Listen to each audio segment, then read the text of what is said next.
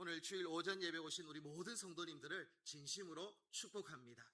하나님께서 우리들에게 한량없는 은혜 부어주실 줄 믿습니다.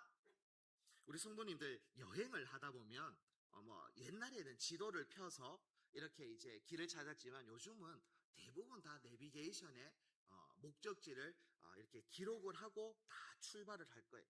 왜 그러냐면 내비게이션이 등장함으로 인해서 우리는 가장 빠르고 안전한 길로 우리를 인도한다라는 것을 알기 때문에 많은 초행길에 갈 때는 대부분 다 내비게이션을 사용하게 되어집니다.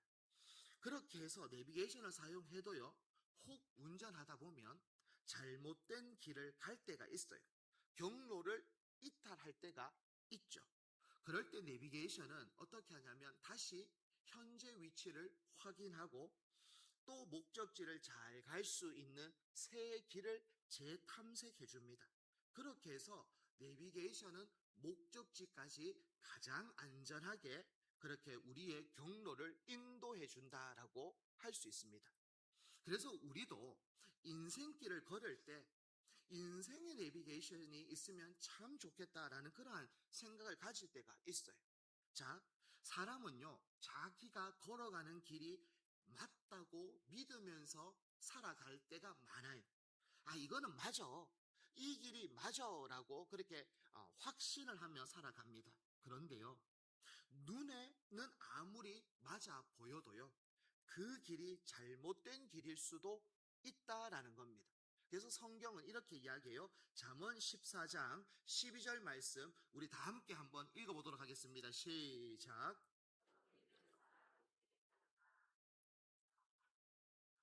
아멘. 그러니까 어떤 사람이 보기에는 이 바른 것 같아요. 그런데 하나님이 보시기에는 그 길이 바른 게 아니라 사망의 길일 수 있는 것이죠. 그러니 우리는 인생의 길을 걸을 때 정말 이 길이 내 눈에는 바르게 보이지만 혹 사망의 길은 아닌가? 정말 이것이 하나님이 원하시는 길이 맞는가라는 것을 끊임없이 확인하며 걸어가야 하는 것이 인생 여정입니다. 그래서 하나님은 신앙인들에게, 성도에게 무엇을 주셨냐면 하나님의 말씀을 주신 거예요. 인생을 걸어갈 때 정말 이 길이 맞냐? 아니면 이 길이 맞냐? 여러 가지 갈림길 가운데에 인생의 내비게이션과 같이 정확하게 우리의 길을 안내해 주도록 하기 위해서 하나님은 말씀을 주셨어요. 그래서 오늘은 이 말씀이 우리에게 주어졌는데 유익이 분명히 있어요. 이 유익이 무엇인지를 나누면서 말씀을 나누려고 하는데요. 그 첫 번째가 뭐냐면 말씀은 바른 길을 안내한다라는 겁니다. 그러니까 말씀은 바른 길을 안내하는 것이 말씀이에요. 자, 오늘 본문 16절 상반절을 한번 보시면 이렇게 기록되어져 있습니다. 모든 성경은 하나님의 감동으로 된 것으로 교훈과 이렇게 되어져 있습니다. 상반절에는 여기서 먼저 이야기하는 성경이 우리에게 주어졌는데 이 성경이 가지고 있는 유익이 있는데 그것은 교훈이다라고 이야기를 하고 있어요. 자, 그러면 우리는 교훈이 뭔데 이게 이제 중요해지죠. 분명히 성경이 우리에게 주어졌는데 이 성경이 가지고 있는 유익이 있는데 그것이 교훈인데 그러면 성경에서 말하고 있는 교훈이 뭐냐라는 겁니다. 그러니까 원어로 살펴보면요, 이것은 절대 진리를 이야기하고 있어요. 그러니까 우리가 이 땅 가운데서 이것은 교훈적인 이야기다. 그러니까 도덕적 지침 정도가 아니라 여기서 말하는 오늘 디모데후서 3장 16절에서 말하는 교훈은 절대적 진리, 변하지 않는 그러한 진리를 이야기하고 있어요. 자, 교훈이 변하지 않는 진리입니다. 그렇다면 왜 하나님은 우리에게 교훈을 주셨을까? 인생길을 걸어갈 때요, 목적지가 불분명하면요, 인생은요, 방황하게 되어집니다. 어디를 걸어가야 할지 모르면 지금 내가 어디를 향해서 걷는지를 모르기 때문에 인생은 방황할 수밖에 없어요. 그래서 하나님의 말씀은 교훈에 유익을 주는데 분명한 진리예요. 그러니 다르게 말하면 분명한 목적지다라고 이야기할 수가 있어요. 하나님의 말씀이 우리에게 주어지는데 이거는 교훈으로 주어져요. 이 교훈이라는 것은 변하지 않는 진리예요. 변하지 않는 진리라는 것은 우리가 걸어가야 하는 분명한 방향과 목적을 이야기하고 있는 겁니다.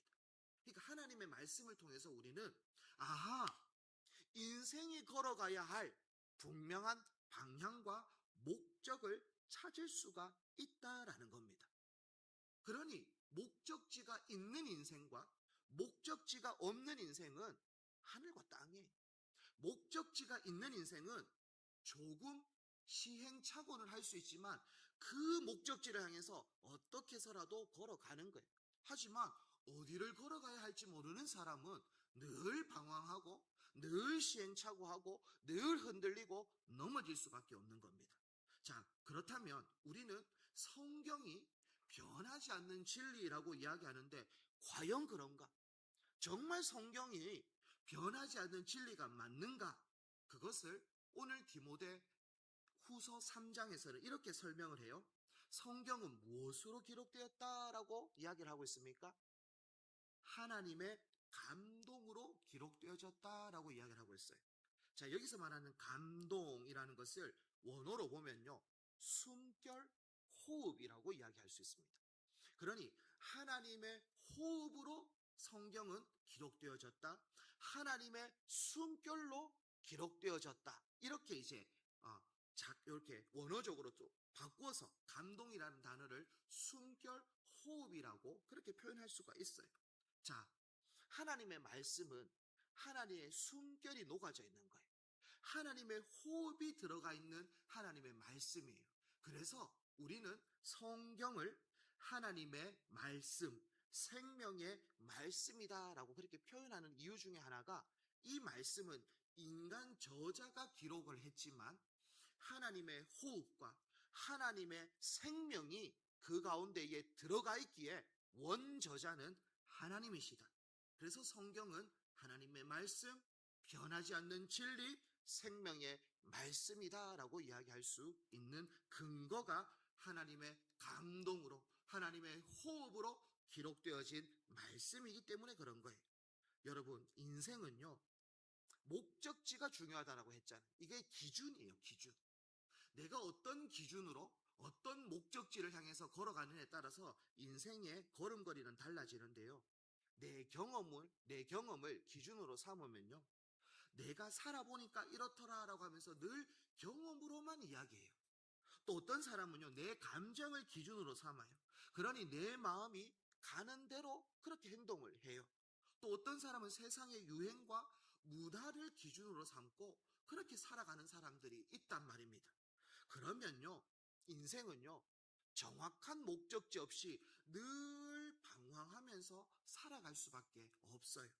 그래서 성경은 우리의 분명한 목적지다. 우리는 기준을 무엇을 잡고 살아가야 하냐면 하나님의 말씀을 붙잡고 살아가야 함을 말씀해주고 있어요. 여러분, 우리의 기준, 우리의 삶의 방향은요, 내 감정도 아니고 내 경험도 아니고 내 지식도 아니고 세상의 문화와 세상의 유행도 아니고 오직 하나님의 말씀이 되어져야 할 줄 믿습니다. 이게 우리가 걸어가야 하는 방향이 되어져야 돼요. 그러니 그 말씀 안에는요, 어떤 것이 있냐면 어떻게 하나님을 예배해야 하는지가 또 기록되어져 있어요. 그리고 말씀은요, 가정을 어떻게 세우고 또 자녀를 어떻게 양육해야 하는지가 여기에 다 기록되어져 있어요. 그리고 하나님이 주신 물질을 어디에 어떻게 사용해야 가치 있는지를 또 알려주는 것이 성경이기도 합니다. 또한 성경은요, 억울하고 분한 순간에도 나에게 상처 준 사람을 사랑하고 용서해야 함을 가르쳐 주기도 하고 어떻게 이웃을 사랑해야 하며 어떻게 원수를 사랑해야 하며 그러한 삶을 가르쳐 주는 그러한 우리의 인생의 내비게이션과 같은 그것이 우리에게 주어진 말씀의 유익이다라는 것이죠. 저는 여러분들이 이 말씀을 따라서 살아갈 수 있기를 축복합니다. 내 감정과 내 경험과 내 지식이 아니라 하나님의 말씀의 목적에 따라서 그렇게 살아갈 수 있는 그러한 성도들이 되어질 때 우리는 가장 안전하고 가장 건강한 길을 걸어갈 수 있는 거예요. 그래서 여러분, 말씀을 가까이 해야 돼요. 말씀을 알아야 돼요. 말씀을 모르면 안 돼요. 그냥 듣고 지나가는 것이 아니라 정말 과연 그런가 아닌가, 그러한 우리에게 분명한 목적지가 있어야 돼요. 하나님은 이것을 좋아하고 하나님 이것을 싫어하고 많은 것이 기록되어져 있지만, 그래도 내 안에 이것은 하나님이 분명히 좋아하셔, 이것은 분명히 하나님이 싫어하셔라는 그러한 기준들이 하나씩 하나씩 쌓여야 돼요. 신앙의 연수가 뭐 5년이 되고 10년이 되고 30년이 되고 40년이 되면 하나님이 어떤 분이신지가 쌓여야 되고, 하나님이 무엇을 좋아하고 무엇을 싫어하는 것이 쌓여야 돼요. 이게 안 쌓여 있으면 그냥 내 기분으로 살고 그냥 내 기준으로 살고 그냥 내 뜻으로 살 수밖에 없다라는 것이죠.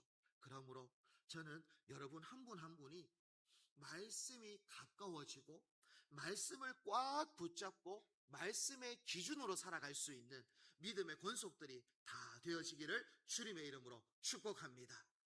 두 번째는요, 말씀은 잘못된 길을 바로 잡는다라는 거예요. 자, 오늘 본문 중간에 보면 두 단어가, 핵심 단어가 등장하는데 한번 보여주시면 책망과 바르게 함. 여기 자막에는 안 나옵니다. 성경을 한번 보시면 책망과 바르게 함 이렇게 되어져 있어요. 그러니까 유익이, 교훈이 있고 책망이 있고 바르게 함이 있는데, 자, 먼저 책망은 과연 뭐냐 한번 살펴보면요, 이 책망은요 어떤 거냐면 법정 용어로 사용되어졌던 단어입니다. 그러니까 의미가 뭐냐면 숨겨진 죄를 밝혀내서 유죄를 입증하는 그러한 모습이 책망이에요. 그러니까 법정에서 검사가 예를 들어서 당신 이런 죄가 있잖아요, 막 증거를 내고 막 확인시켜줘서 그렇게 해서 그 죄를 입증하는 그러한 모습이 책망이에요. 그러니 책망은요 아주 불편해요.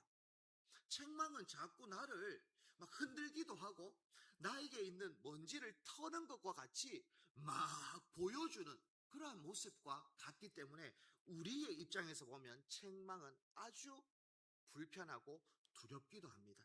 특별히 하나님의 말씀 가운데 있는 유익이 뭐냐면 그게 책망이에요. 책망은요 우리의 모습을 보게 하는 거예요.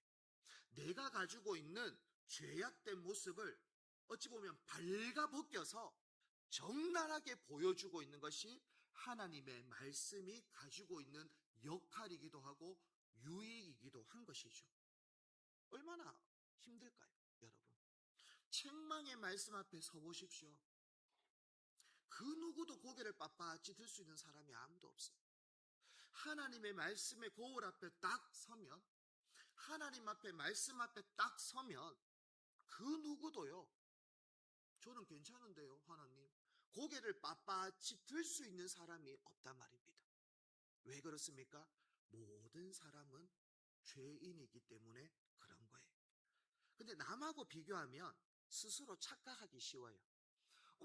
저기 보니까 아무개 집사하고 비교해 보니까 나는 그래도 괜찮은데 이 정도 신앙생활하면 괜찮지. 맞아요. 도토리 키재기예요. 그러니까 도토리끼리는 내가 좀 더 크고 내가 좀 더 이렇게 할 수도 있는데 하나님 앞에 서면 그게 안 통한다라는 거예요. 그러니까 하나님 앞에 서면 그 누구도 당당하게 서 있을 수 있는 사람이 아무도 없어요. 특별히 그게 하나님의 말씀인데 말씀 앞에 서는 순간 우리의 모습은 적나라하게 드러나요. 내 안에 있는 교만함들이 보이기 시작합니다. 내 안에 있는 탐욕과 욕심이 드러나기 시작을 합니다. 누군가를 향해서 심하게 뱉었던 그 미움의 모습들, 또 용서하지 못하는 나의 마음들이 적나라하게 보여줘요. 추악한 내 모습이 드러나게 되어집니다. 왜 그런가? 그것이 하나님의 말씀 안에 있는 기능이기 때문에 그래요. 자, 히브리서 4장 12절 말씀을 우리 다 함께 다시 한번 읽어보도록 하겠습니다. 자, 시작. 하나님의 말씀은 살아있고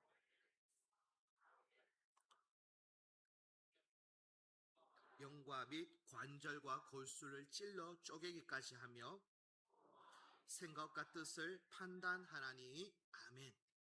이게 하나님의 말씀이에요. 하나님의 말씀은요, 그냥 우리의 죄를 적당히 덮어두지 않아요. 유야무야 그냥 넘어가 주지 않습니다. 이게 하나님의 말씀이 예리한 검과 같아요. 어찌 보면 수술실의 메스와 같이 아주 예리하게 우리의 환부를 도려내는 것과 같은 그러한 역할을 하나님의 말씀은 한다라는 것이죠. 그러니 책망이라는 말씀이 우리에게는 들려질 때가 있단 말입니다. 하나님의 말씀 앞에 섰을 때 하나님은 우리에게 쿡쿡 찌르는 그러한 말씀들이 있어요. 근데 중요한 게 있어요. 책망으로 끝나면 안 돼요. 책망은요, 우리의 죄를 드러내요. 빨가 벗깁니다. 보여줍니다. 너 이런 모습이 있네. 자, 너 교만하네. 너 욕심과 탐욕이 가득하네. 너 가운데 사랑이 하나도 없네. 막 보여줬어요. 요걸로 끝나는 게 아니에요. 하나님의 말씀은 책망 싹 다 보여줬어요. 그리고 그 뒤에가 중요합니다. 뭐라고 이야기하냐면 성경은 바르게 함이라고 들어갑니다. 그러니까 책망의 말씀이 있어요. 근데 이 책망의 목적과 이유와 그게 뭐냐면 바르게 함이에요. 바르게 함. 자, 바르게 함을 원어로 보면요, 어떻게 되냐면 탈골된 뼈를 다시 원래 자리로 맞춘다라는 그러한 의미가 있어요. 그러니까 바르게 한다라는 건 어떤 거냐면 탈골되어졌어요. 내가 지금 이렇게 몸이 불편하고 잘못되어졌다라는 것을 보여주는 거예요. 책망은 엑스레이와 같아요. 딱 사진 찍어서 지금 당신 다쳤습니다. 이런 죄가 있습니다. 보여주는 게 책망이라면 바르게 함은 회복을 이야기하는 거예요. 회복. 바르게 다시 원 위치로 회복시켜주는 것이 바르게 함이에요. 그러니 하나님의 말씀이 우리의 죄를 지적하고 책망하기도 합니다. 근데 왜 책망하는가? 그 목적이 뭐냐? 우리를 정죄하고 넘어뜨려서 망하게 하는 것이 아니라, 우리를 심판하려고 하는 것이 아니라 다시 바르게 일으켜 세워주도록 회복시키도록 하는 것이 하나님의 말씀인 거예요. 그래서 여러분들 가운데에 하나님의 말씀 앞에 섰을 때 그런 모습들이 보일 때가 있잖아요. 통증들이 느껴질 때가 있단 말입니다. 하나님, 오늘 말씀 앞에 내가 섰을 때 이러한 죄가 보여지고 이러한 죄가 깨달아지면 그것은요, 어찌 보면 그 사람은 살아있다라는 증거예요. 근데 아무 통증을 못 느껴요. 설교는 수십 번, 아니 수백 번, 수천 번 말씀을 통독은 뭐 수십 번 합시다. 수십 번을 성경 통독을 했는데 단 한 번도 통증이 안 느껴진다? 저는 그 모습을 비극이라고 이야기하고 싶어요. 통증이 안 느껴졌다? 아니요. 제가 종종 하는 말들이 있어요. 우리의 심령이 보들보들해져야 돼. 우리의 심령이요, 굳어 있으면 안 되고, 우리의 심령이요, 돌과 같이 땡땡해 있으면요, 아무것도 안 들어가요. 아무것도 안 들어가요. 하지만 내 심령이 보들보들해져 있으면 보여줍니다. 하나님이 책망의 말씀을 보여줄 때가 있어요. 근데 그것이 우리를 죽이려고 하는 말씀이 아니라 다시 우리를 살리도록 하는 말씀이, 그것이 바르게 함이에요. 다윗이라는 사람 성경에서 우리가 잘 알고 있잖아요. 이 다윗 엄청난 죄를 지었어요. 엄청난 죄를 지었어요. 간음의 죄를 지었고 살인 교사의 그러한 죄악을 지었어요. 자기도 그냥 가만히 그렇게 그냥 1년 정도 지나갔어요. 하지만 하나님은 나단 선지자를 보내셔서 그 죄를 책망하십니다. 책망하시는데 그 책망의 목적이 뭡니까? 바르게 회개하도록 그 책망을 한 거예요. 다윗은 하나님 앞에 회개합니다. 주여 용서하여 주시옵소서. 내가 여호와께 범죄하였나이다라고 하면서 자복하며 회개하며 나갔던 그게 시편 51편이다라고 이야기를 드렸죠. 성도 여러분, 여러분도 하나님의 말씀 앞에 통증을 느껴야 돼요. 통증을 1년 동안 저는 영적 통증을 느낀 적이 없는데요. 죄송하지만 여러분의 마음이 굳어지고 있는 중입니다. 목사이기 때문에 저는 여러분들의 건강을 위해서, 영의 건강을 위해서 이야기할 수밖에 없어요. 1년 동안이라고 제가 이거는 그냥 하나의 예인 것이죠. 1년 동안 어떠한 통증도 안 느껴져. 나는 괜찮은 사람인데? 나는 뭐 이 정도면 괜찮지. 아니요, 죄송하지만 그것은 아니에요. 목사인 저도 늘 하나님 앞에 철저하게 거울 비추듯이 봅니다. 그러면요, 괜찮은 것처럼 보였어요. 근데 어느 순간 하나님이 쿡쿡 찌르는 그런 것들이 있어요. 그럴 때 하나님 앞에 통회하고 자복해야 돼요. 그걸 자꾸 이렇게 그냥 쓱 문 떼고 그냥 이렇게 앉아버리면 점점 굳어져요. 점점 돌과 같이 돼요. 그러니 어떠한 말씀이 들려줘도요, 다 튕가냅니다. 씨 뿌리는 자의 비유를 통해서 보면 그냥 길가와 같은 마음밭이 되어져요. 저는 오늘 우리 송주 중앙의 모든 권속들이 하나님 말씀 앞에서 책망의 말씀도 온전히 받고, 그리고 하나님 앞에 바르게 세워질 수 있는 믿음의 권속들이 되어지기를 축복합니다. 이것이 우리에게 준 하나님의 말씀이에요. 여러분, 하나님의 말씀은 우리를 정죄하는 채찍이 아니에요. 하나님의 말씀은 너 이거밖에 못 살아? 너 이런 죄가 있는데 막 우리를 공격하고 우리를 정죄하는 채찍이 아니라 나를 다시 살리고 굽어진 삶을 고쳐주는 사랑의 따뜻한 손길이다라는 것을 기억하셔서 하나님의 마음을 품고 혹 우리에게 회개할 제목들을 보여주시면 외면하지 마시고 하나님 용서해달라고 그렇게 기도하셔서 우리의 영을 잘 건강함으로 유지할 수 있는 복된 송유중앙의 권속들이 다 되어지기를 축복합니다. 세 번째는 말씀은 우리를 온전하게 한다라는 거예요. 오늘 본문 16절 마지막과 17절을 우리 앞에 나오는 자막을 통해서 마지막으로 한 번 더 읽어보도록 하겠습니다. 시작. 의로 교육하기에 유익하니 모든 선한 일을 행할 능력을 갖추게 하려 함이라. 아멘. 오늘 제 마지막으로 이야기하는 것은 무엇이냐면 의로 교육하기에 유익하다라고 이야기합니다. 왜 그러냐? 하나님의 사람으로 온전하게 만들어지기 때문이다라고 이야기를 하고 있는데, 먼저 교육이라는 것은 어떤 의미냐면 원어적으로 보면 학교에서 이렇게 선생님이 아이들을 가르치는 것을 우리는 교육이라고 이야기를 하죠. 근데 여기서 말하는 교육은 그 의미보다는 조금 다른 의미가 있어요. 그래서 여기서 성경에서는 교육이라고 표현을 하긴 하지만 저라면 좀 다르게 말한다면 양육이라고 표현하는 것이 훨씬 더 좋겠다라는 의미가 있습니다. 왜 그러냐?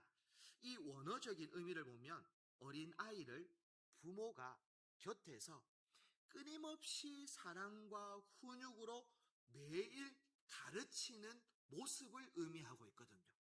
그러니까 학교에서 선생님이 아이를 가르치는 것과 부모가 자신의 자녀를 그렇게 훈육하고 가르치는 것은 조금 느낌이 다르지 않겠습니까? 그러니 교육이라는 의미가 있긴 하지만 우리가 조금 더 묵상해야 될 것은 양육이다라고 보시면 더 좋겠는데, 그러면 왜 하나님의 말씀은 우리를 이렇게 교육하고 양육할까? 그 이유가 뭐냐면요, 우리를 온전한 사람으로 만들어 가기 때문에 그렇다라는 거예요. 하나님의 말씀이 아니고는요, 사람은 온전하게 될 사람이 아무도 없어요. 서울대 간다고 온전한 사람이 되겠습니까? 돈을 많이 번다고 해서 온전한 사람이 되겠습니까? 아니요. 온전한 사람이 안 돼요. 오직 하나님의 말씀이 우리를 온전하게 양육시켜 주는데, 여기서 말하는 온전함이다라는 것은 죄를 단 하나도 짓지 않는 완벽하고 무결한 사람을 이야기하는 게 아니에요.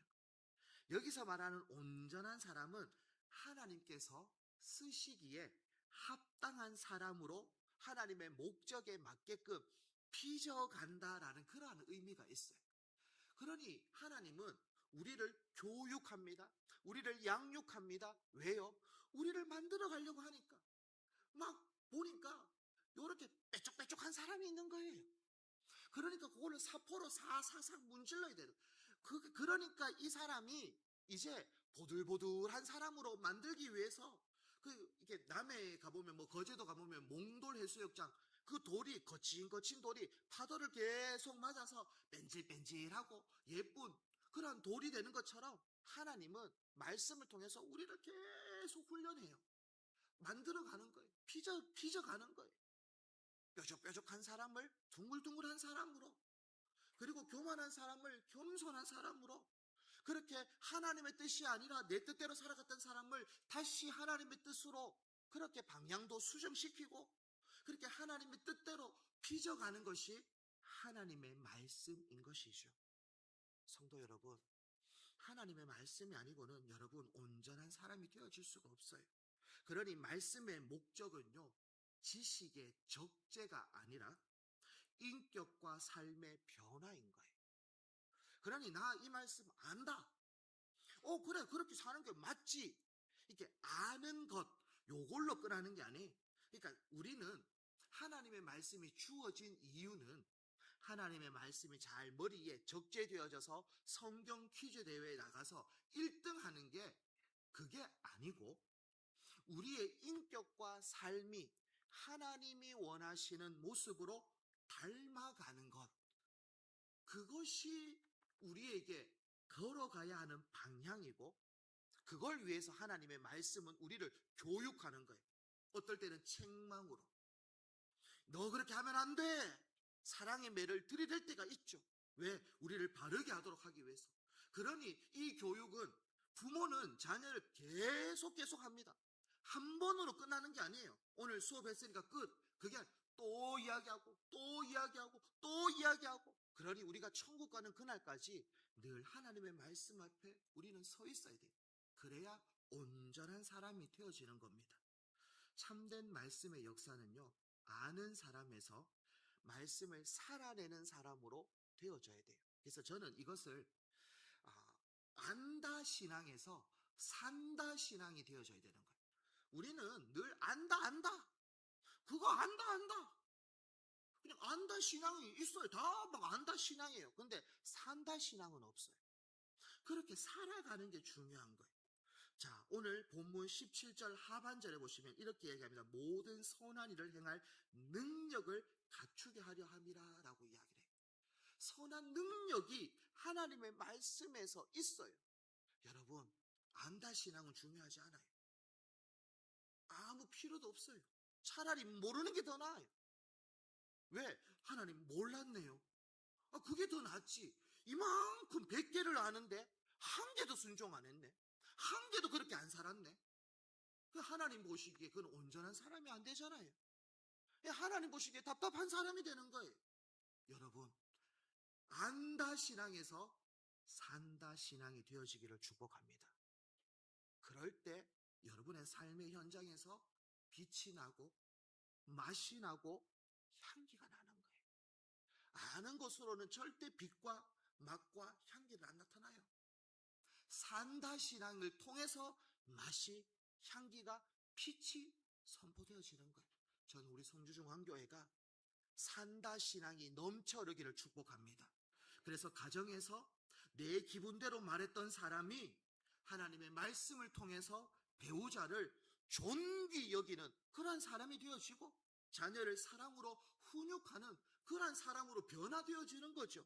직장과 사업장에서도 손해를 보더라도 하나님의 말씀대로 정직과 성실을 선택하는 그러한 용기의 사람이 되어지는 것, 또한 교회에서도 나를 드러내는 봉사가 아니라 이름도 없이 빛도 없이 겸손히 성도를 섬기는 성숙한 신앙인들이 많아지는 것, 이것이 산다 신앙의 모습인 거예요.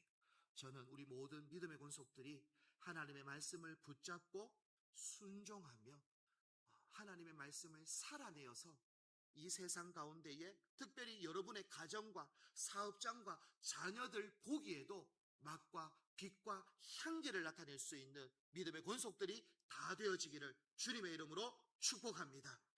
우리 함께 말씀 앞에서라는 찬양을 우리 함께 부르면서 또 결단하며 또 다짐하며 기도하며 나가도록 하겠습니다. 우리 함께 말씀 앞에서 함께 찬양하겠습니다.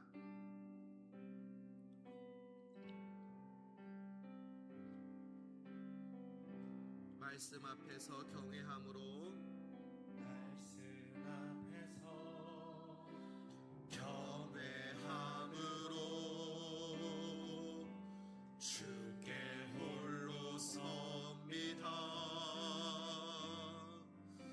생명의 말씀 읽고 순종해 주를 예배합니다.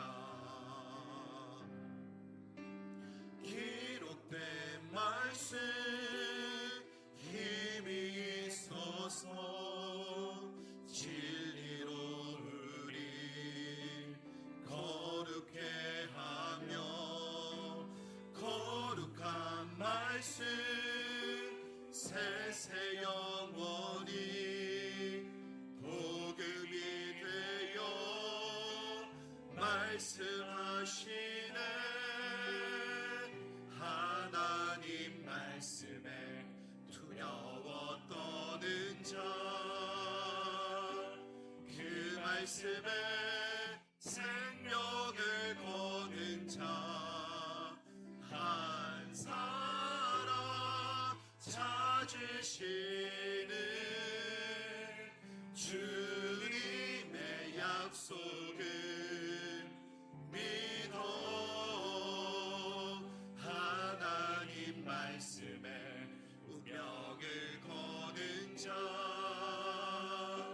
순종하며 주 따라가는 자, 영원한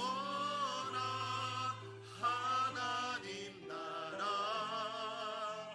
이뤄갈 주의 교회여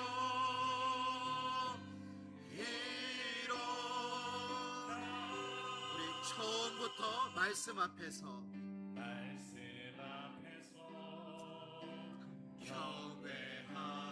경외함으로 주께 홀로 섭니다. 생명의 말씀 읽고 순종해 주를 예배합니다.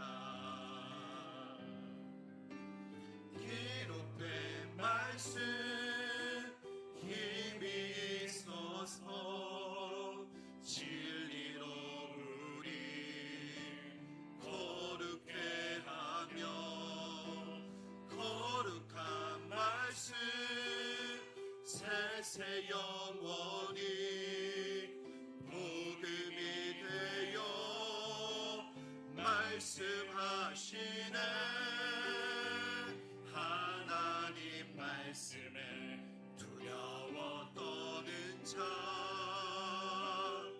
그 말씀에 생명을 거는 자 한 사람 찾으시는 주님의 약속을 믿어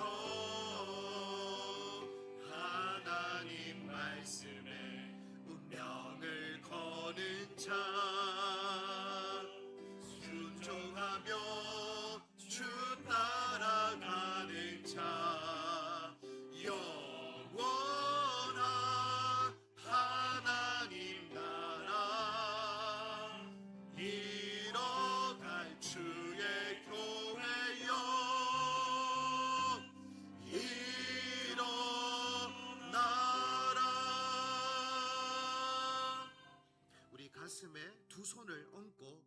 말씀을 기억하며 우리 통성으로 함께 한번 기도했으면 좋겠어요. 하나님, 내 생각과 경험이 아니라 하나님의 말씀이 나의 삶의 기준이 되어지게 하여 주시옵소서. 그래서 그 말씀이 나를 비출 때 핑계하지 않고 회개하며 바른 길로 돌이키게 해달라고, 그리고 말씀으로 훈련받아 온전한 성도로 선한 일을 행하는 그러한 성도가 되어질 수 있도록 나를 사용해달라고 우리 주님 3번 찾고 통성으로 함께 기도하도록 하겠습니다. 주님 찾습니다. 주여, 주여, 주여. 하나님 아버지여, 온전히 여러분 하나님 아버지만을 의지하며 믿음으로 나아가기를 원합니다. 하나님 말씀이 하나님 우리의 기준이 되어지게 하여 주시옵소서. 우리의 목적이 되어지고 우리의 방향이 되어지기를 원합니다. 하나님의 은혜 가운데 늘 거하며 달려가기를 원합니다. 주여 도와주시옵소서. 주여 인도하여 주시옵소서. 하나님의 말씀 앞에 섰을 때에, 우리를 비출 때에 하나님 죄악된 모습, 연약한 모습이 드러납니까? 주여 회개하겠습니다. 용서하여 주시고 바른 길을 걸어갈 수 있도록 힘을 주시고 은혜도 주시고 용기도 더하여 주시옵소서. 그래서 온전한 사람으로 선한 일을 행할 능력의 삶을 살아갈 수 있도록 주여 인도하여 주시옵소서. 주여 붙잡아 주시고 주여 역사하여 주시고 믿음으로 달려갈 수 있도록 하나님 인도하여 주시옵소서. 주여 붙잡아 주시옵소서. 주여 역사하여 주시옵소서. 오직 하나님의 은혜로 살아갈 수 있도록 인도하여 주시옵소서. 우리의 심령이 하나님 부드러운 심령, 온유한 심령, 하나님 앞에 말씀 앞에 반응하는 심령 되어질 수 있도록 주여 역사하여 주셔서 오직 말씀대로 순종하며 아는 신앙인이 아니라 살아가는 신앙인 되어질 수 있도록 역사하여 주시옵소서. 주여 도와주시옵소서. 은혜 베풀어 주시옵소서. 믿음으로 살게 하여 주시옵소서. 주여 역사하여 주시옵소서. 오 아버지 도와주실 줄 믿습니다. 하나님 아버지, 오늘 우리에게 생명의 말씀을 들려주신 것 감사합니다. 내 생각과 경험을 앞세우며 살았던 교만함을 내려놓게 하시고 오직 하나님의 말씀을 우리의 삶의 기준으로 삼게 하여 주시옵소서. 말씀이 우리의 죄와 허물을 책망할 때 외면하거나 핑계하지 않게 하시고 겸손히 회개하며 잘못된 길에서 돌이킬 수 있는 믿음의 권속들 될 수 있도록 역사하여 주시옵소서.